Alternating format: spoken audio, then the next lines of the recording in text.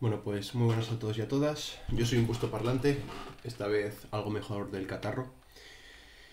Y bien, continuamos con esta introducción a Heidegger, que es una introducción muy larga, ¿no? Parece como los textos que editaba Foucault, que eran más largos las introducciones que él hacía que el propio texto. Entonces, nos quedamos ayer hablando de la comprensión del ser. Todavía no hemos salido, ¿no? Bueno, de algún modo es la parte más fundamental de la obra, o una de las partes más fundamentales de la obra, junto con la Sorge, y de ahí que estemos dándole tantas vueltas, de algún modo, ¿no? Porque si queda claro esto, la lectura de Ser y Tiempo se hace más comprensible, se hace mucho más inteligible. Entonces, estábamos por recapitular rápidamente, ¿no? Habíamos dicho que la peculiaridad óntica del Dasein, de cada cual en su caso, consistía en la comprensión de su propio ser, de mi ser. ¿Bien? Y en la medida en que me comprendo a mí mismo, estoy abierto a mí mismo. En eso es en lo que consiste la determinación ontológica del Dasein. Porque lo que yo soy no es algo objetivable, corpóreo, físico, óntico, entitativo, eh, ¿cómo lo dice Sartre? Tético, sino que la comprensión del ser es un fenómeno. La comprensión de mi ser es un fenómeno. Bien. Entonces, nos habíamos quedado hablando de la comprensión del ser o Seinsverständnis. La comprensión del ser consiste en comprender mi ser en cada situación. Lo que está vivo, de algún modo, se mueve, palpita, fluye en una dimensión temporal. Esta dimensión temporal es el propio existir, ¿no? La propia acción, ¿no? del vivir. Vivir es un verbo y por lo tanto designa una acción. Por tanto, lo que refiere el concepto de comprensión del ser es una sustantivación de un acto, es decir, de algo que en realidad es una ejecución, ¿vale? Hay que tener cuidado con estas cosas, ¿no? Con transformar los verbos en sustantivos, porque muchas veces se pierde el carácter pragmático de los fenómenos que estamos describiendo al sustantivizarlos, que no es más que convertirlos en sustancia, cuando en realidad no lo son. Bien. Entonces, la existencia, como digo, se realiza con un sentido para la apertura. Somos cada uno en cada caso. En eso consiste en estar abierto.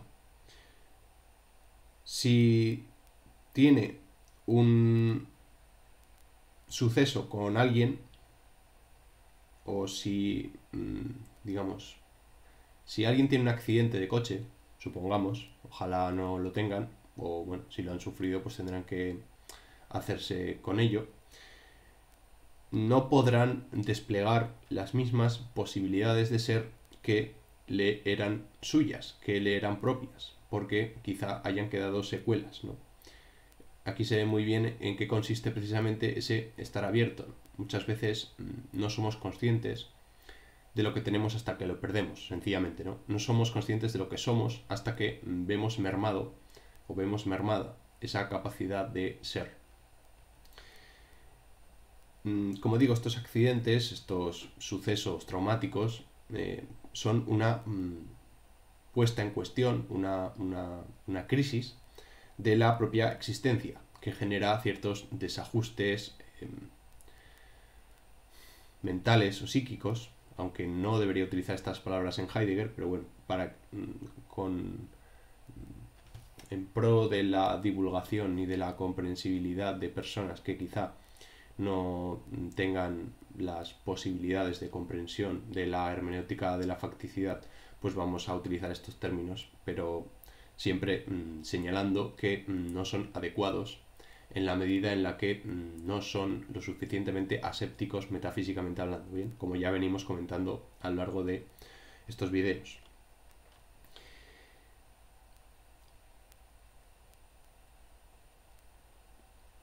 Bien, entonces, digamos que la existencia o la comprensión de mi ser en cada situación consiste en mantener cierta orientación, mantener cierta familiaridad, mantenerme, digamos, en el ámbito de lo cercano, de lo que me es cercano.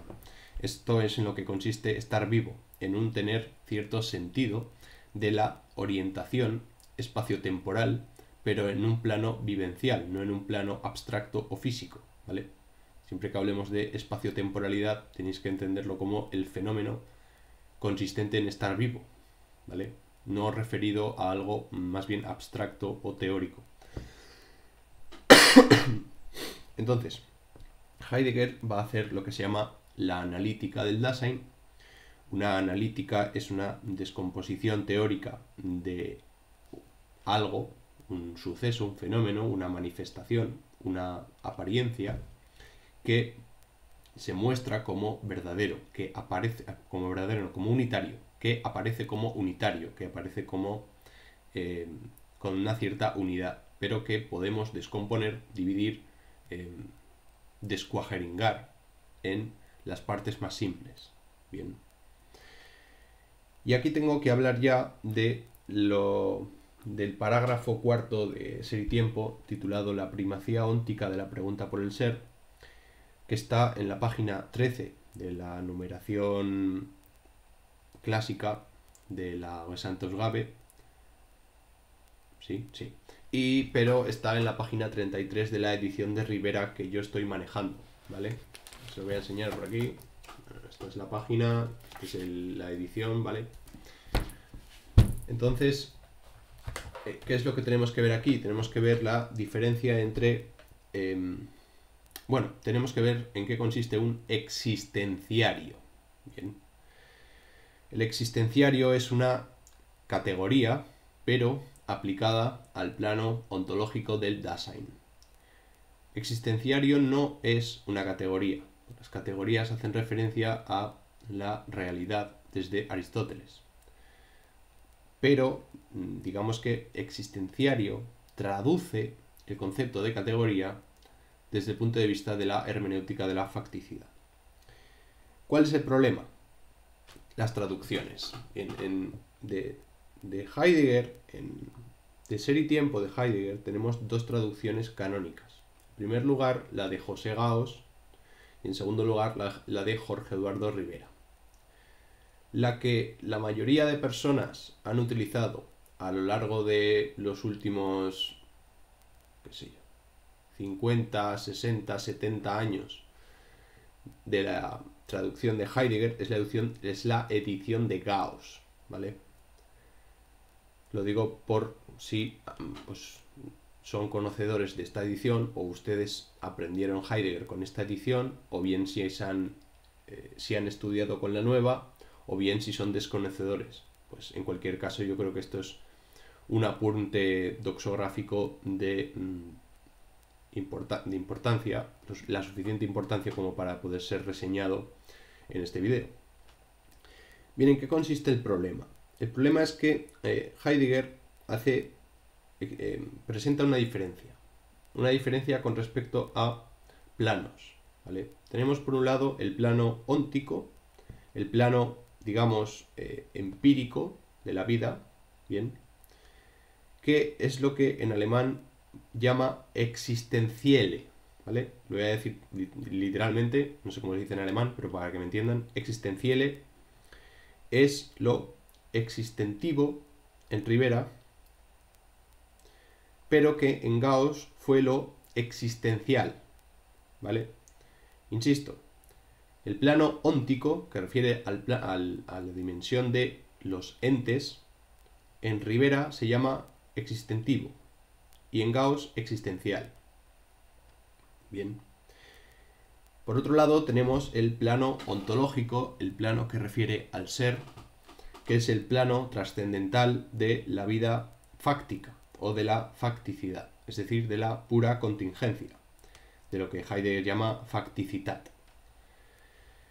Bien, en este caso el término que utiliza Rivera para traducir es existencial, pero el término que utilizaba Gauss es el de existenciario.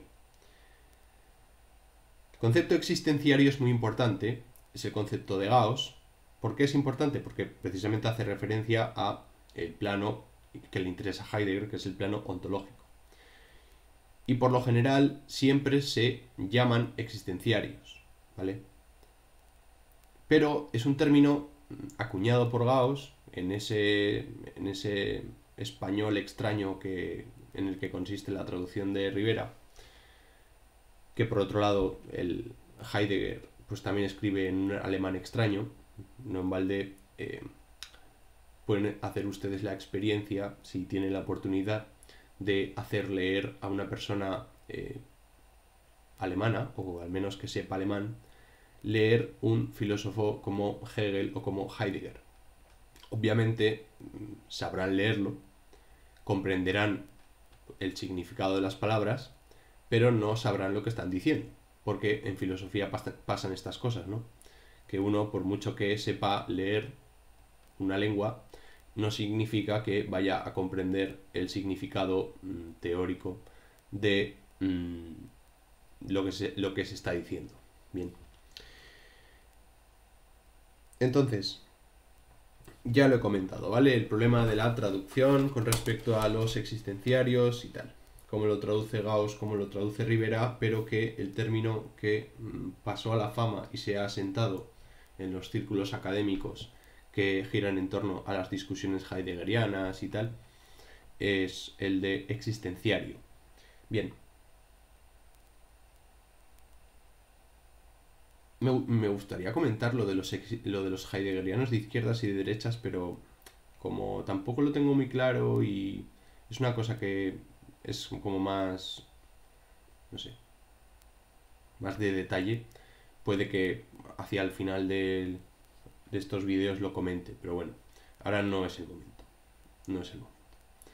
No hay que hacer caso a las pulsiones o a los deseos del cuerpo. Bien, entonces, el modo en que soy un ente, es decir, en el plano óntico propio, el modo en que soy un ente que existe, no hay que olvidarlo, depende de una serie de estructuras ontológicas. Es decir, que el modo de ser un ente llamado Dasein depende de una serie de estructuras ontológicas pertenecientes al plano del ser. El existenciario, por lo tanto, tiene que ver con la existencia en su plano ontológico. Son propias del existir. Así pues, la angustia, que es un concepto heideggeriano, la Angst va a aparecer, bueno, aparece como a la mitad de la obra, más o menos, la segunda parte, segunda sección de la primera parte, me parece, no lo tengo un poco por ahí, es algo existencial o existenciario, es decir, es un fenómeno, ¿vale? Son estructuras propias de la existencia que determina la analítica del Dasein. Forma parte de nuestra existencia, forma parte de, digamos, la trama de la existencia. Bien.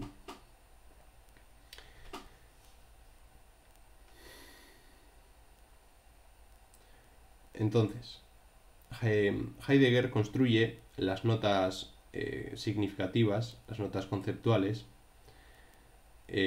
refiriéndose a estratos de la experiencia humana.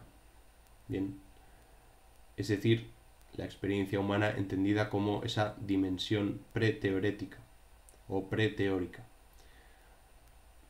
que ya ejemplificamos con aquel ejemplo de que antes de reflexionar, antes de teorizar, antes de enumerar, redactar o decir, pues estamos vivos. Bien.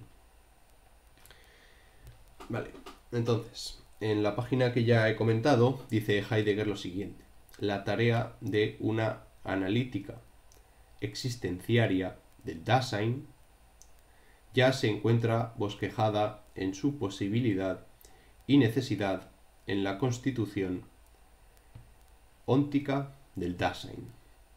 Bien. Con analítica existenciaria se refiere a la analítica de las estructuras del existir. Con la analítica de las estructuras del ente que existe, es decir, el Dasein. Bien, esta existenciariedad es la constitución del ser, del ente que existe, es decir, del Dasein, en su dimensión ontológica o existenciaria, es decir, la constitución fundamental que soy yo mismo en cada caso. Bien,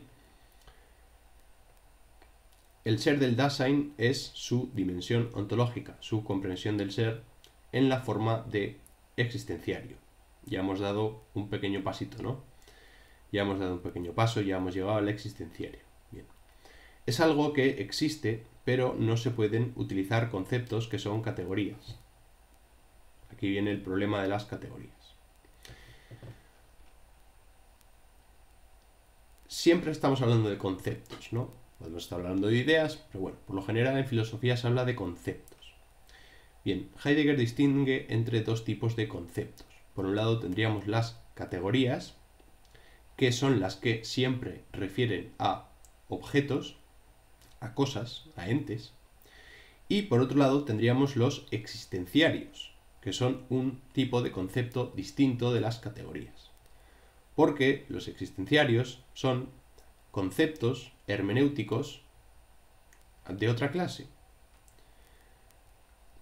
Consisten en una dimensión expresiva que nos dirige a ese tipo de realidad ontológica que queremos estudiar. Son conceptos que expresan una dimensión de la experiencia preteorética y preobjetiva que no se puede categorizar, porque no son cosas, sino fenómenos. No apuntan a hechos objetivos, no son objetivables, sino que son dominios de la experiencia humana que ni se ve ni se toca. Simplemente intentamos cartografiar el fenómeno de la existencia a través de conceptos hermenéuticos interpretativos. Bien. Entonces,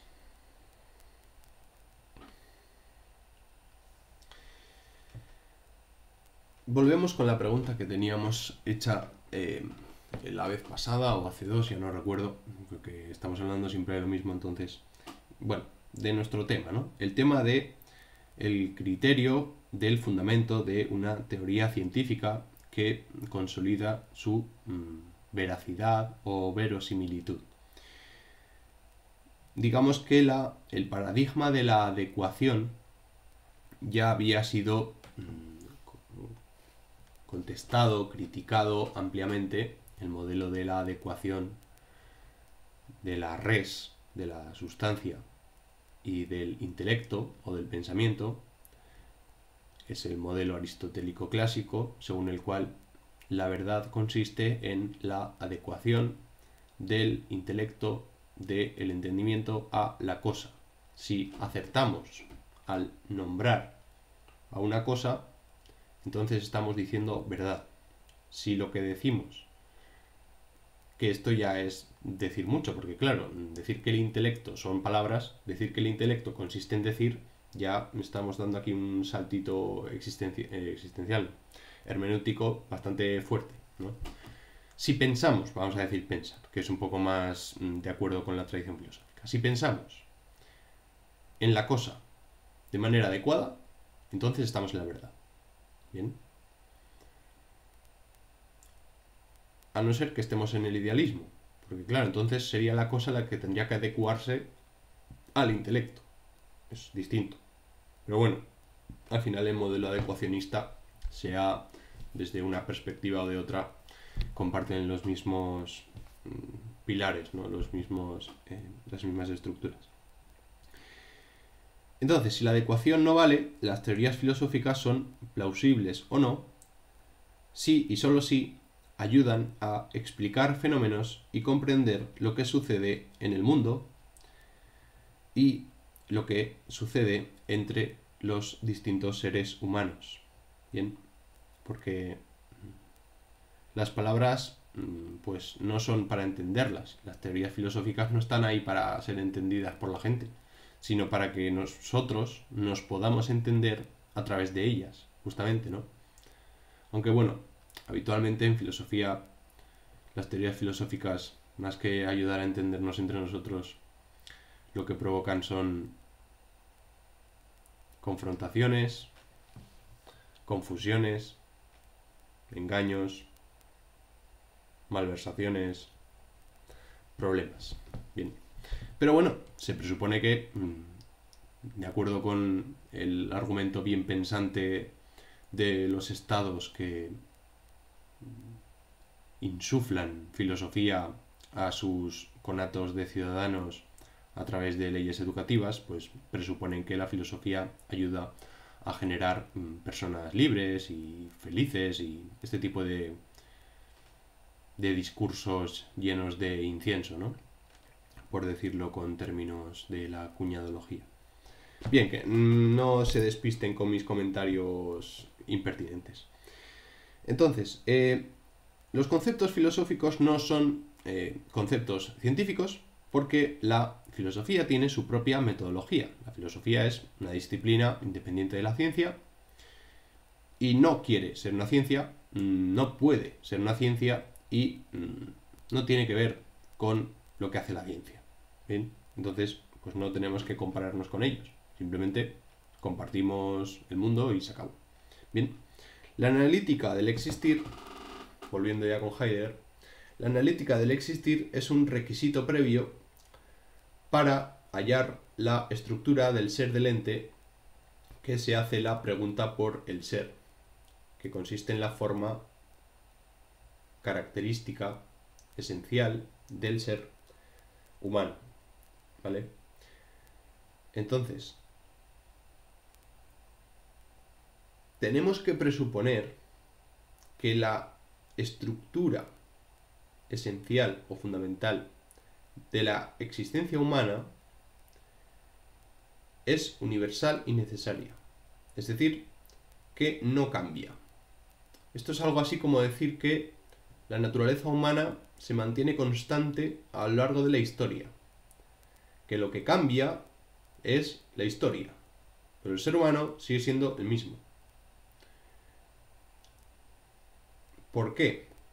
Porque si no presuponemos que la estructura fundamental del existir sea inmutable o no cambie, no podríamos hacer una ontología fundamental. Porque entonces no sería trascendental, sería una cuestión contingente, no sería algo que fuera universal y condición de posibilidad de lo demás. Bien.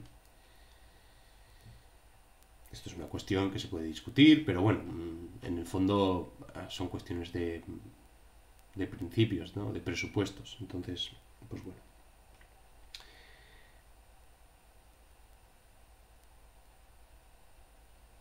¿Cuál es la estructura fundamental de Heidegger? Va a ser la de el ser en el mundo, in der Weltsein. El ser en el mundo consiste en aquello que nos permite responder a la pregunta ¿cómo se encuentra usted? Bien, ¿por qué? Porque siempre nos encontramos, siempre estamos en un mundo, ¿no? En una situación en la que nosotros formamos parte de un grupo, estamos con los otros, aunque estos no estén presentes ahora mismo, entran en juego mis expectativas de futuro con respecto a alguna institución o algún grupo, algún equipo o algún, no sé, proyecto de libro, lo que sea, cualquier cuestión, ¿no? Lo invento. Es decir, que el ser en el mundo nos pone en lo que sucede en el momento y en cómo nosotros reaccionamos a ese momento, situación en la que nos encontramos. Tú te encuentras cada uno sabe cómo se encuentra y sabe que va a seguir siendo el mismo pese a que las situaciones de su vida cambien, ¿no? Claro. In der Weltsein se traduce como ser en el mundo. Y aquí podría venir la pregunta típica de ¿por qué no lo traducimos por estar en el mundo? Si realmente el concepto de estar parece que pinta bien aquí. Bien. Los heideggerianos no quieren traducir in der Weltsein por estar en el mundo porque el concepto de estar, o el verbo estar, ya hace referencia a una localización, ¿no? A un lugar, a una zona.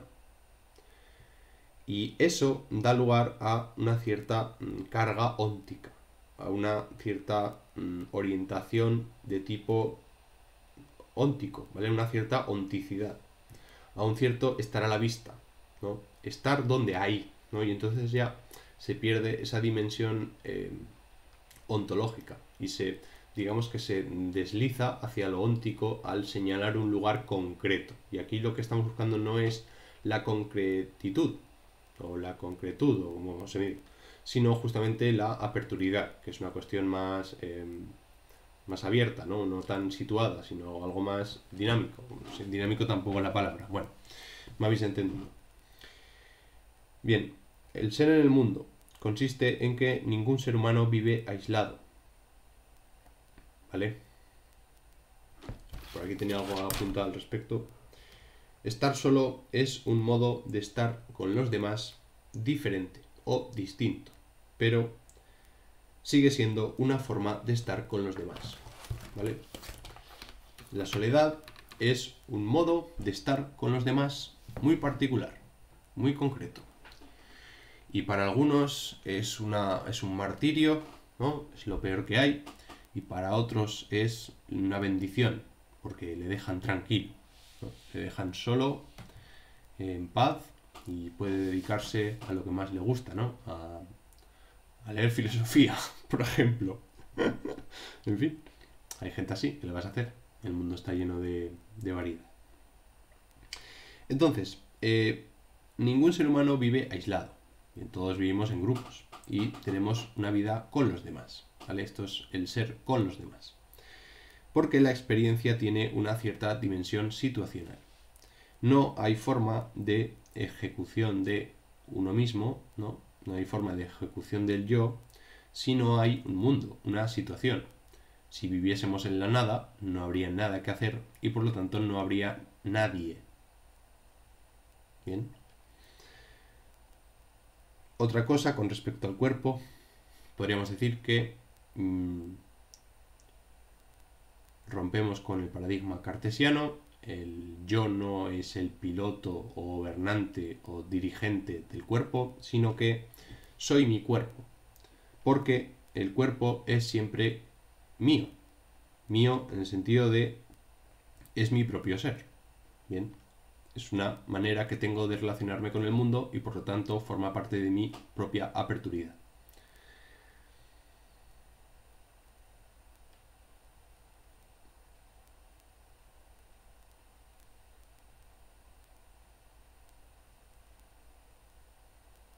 Vale.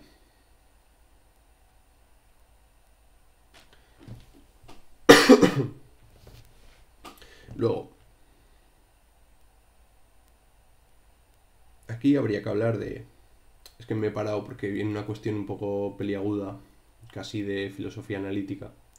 Porque en realidad la ontología tiene muchas relaciones fructíferas con la filosofía analítica. Lo que pasa es que yo creo que no se ha planteado bien o no se han llegado a comunicar bien, pero bueno. Aquí tengo apuntado que el concepto de caballo no es un concepto, sino que un caballo es un caballo. Y hay que saber distinguir los conceptos de los objetos a los que refieren. ¿Vale? Porque un concepto lo que hace es expresar cierta cognición, cierta percepción, cierta dimensión de la experiencia. pero los conceptos no objetivan ninguna realidad con un hecho objetivo. Es decir, que no tendrían ninguna realidad objetiva a la que dirigirse, sino que justamente son modos de comprensión. Las palabras no refieren a las cosas. O sí, esto es absurdo, ¿no? Decir que las palabras no refieren a las cosas. Bueno, los conceptos filosóficos quizá. Bueno, entonces sí, claro, no refieren a cosas concretas, sino que refieren a la propia semántica incluso, ¿no? Al propio modo de comprensión de lo que hay. Bien. Estamos hablando del carácter situacional de la experiencia humana. Cuando yo comprendo mi ser, comprendo el ser de los otros y esta comprensión está siempre en situación, en la que soy yo mismo siempre en esa situación. Mi existencia no se da fuera de ninguna situación, de ningún contexto. Se ejecuta siempre de manera situada. Bien, vamos a ver un poquito más y cerramos, que ya se me está haciendo larga la cosa. No existe un mundo sin yo. Esto consiste en la radicalización de la intencionalidad husserliana. La intencionalidad husserliana, según la cual toda conciencia es conciencia de algo. Heidegger ya no va a utilizar el concepto de intencionalidad, sino que va a hablar de ser en el mundo, ¿vale? El ser en el mundo, digamos que es la transformación hermenéutica de la figura de la intencionalidad de la conciencia husserliana. Bien. Del mismo modo que no existe un mundo sin yo, no existe un yo que no sea un ser en el mundo. Bien. Yo soy un ente que se caracteriza por ser en el mundo, por estar en el mundo. Estar. Bien. Mientras que los objetos, las cosas, pues yo qué sé, esta libretita o este bote de pinta uñas o qué sé, las llaves, la botella, son entes intramundanos, es decir, dentro, mundanos del mundo. Son objetos o entes dentro del mundo. Pertenecen al mundo. Pero el único que es o que se encuentra en el mundo es el Dasein. Puede interpretar, porque es el único que puede interpretar la situación en la que está y lo que sucede en ella. Esto significa que si no estuviésemos nosotros, la realidad como tal no existiría. Como tal, no la realidad en general, sino la realidad tal y como la conocemos. Tal y como vivimos en ella. No existiría. La famosa frase aquella de si cae un árbol en el bosque y nadie lo escucha, ¿hace ruido? Bueno, pues no. Desde el punto de vista de ese tiempo, no. Entonces, no hay elementos neutrales o elementos neutros, sino que todos los elementos del mundo están circunscritos en una clave interpretativa propiamente humana. Bien. Y, pues, en resumen, el yo es correlativo al mundo, ¿vale? El yo y el mundo se constituyen como una relación recíproca. El Dasein es justamente esta relación recíproca, ¿no? Este ser en el mundo, justamente. Ese entre que hay, que se da, esa aperturidad entre lo que soy, yo que soy, y el mundo. Que no es, porque lo único que es soy yo. Y el único que tiene mundo soy yo. El mundo forma parte de mi forma de ser, o de mi manera de ser, porque los objetos no tienen mundo. Este móvil no tiene mundo, el único que tiene mundo soy yo. Otra cosa es que hablemos del mundo como concepto y como... ¿A qué refiere el mundo? Porque claro, cuando la gente habla, es que vivimos en un mundo globalizado. Bueno, pero ¿quién está globalizado? O vivimos en un mundo de mentira. ¿Quién? ¿Qué es de mentira? ¿La Tierra? ¿Qué entiendes por mundo? ¿La Tierra o qué? Todo, claro, todo, nada, al final, nada. Bien, Mundo es un concepto metafísico que hace referencia a la totalidad de la realidad posible, ¿no? Habitualmente se entiende mundo como justamente todo lo material, toda la materialidad posible, todos los entes corpóreos que se dan en el mundo, como un conjunto de objetos, como el mobiliario de lo real. Pero, o sea, el mobiliario del real que se da en cada caso y en cada momento, según la situación en la que se ejecuta siempre la experiencia humana, característica de la noción relacional de la existencia, que es el modo de existencia propia del Dasein, que es un modo relacional de la existencia. Bien, y hasta aquí, ¿vale? Continuaremos en el próximo vídeo con la cuestión del ser en el mundo, porque aún le tenemos que dar alguna que otra vuelta. Con que nada, un saludo y hasta la próxima.